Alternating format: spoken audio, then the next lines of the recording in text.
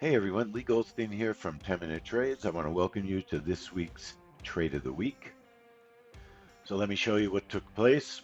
It was a family money trade, US CPI.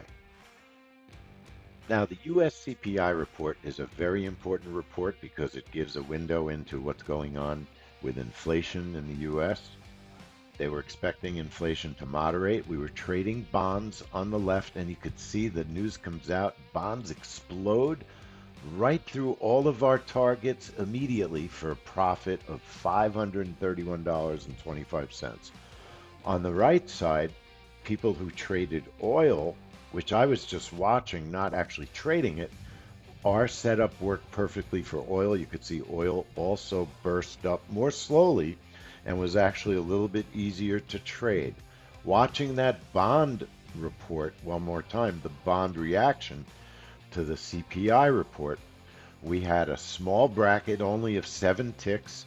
There's our bracket, the X's, and immediately the price shoots up, hits both our targets as the news was released for a profit of $531.25. Clearly, our trade of the week, a very traditional and normal explosion in price. We call it a bread and butter trade. You didn't have to do anything except watch it.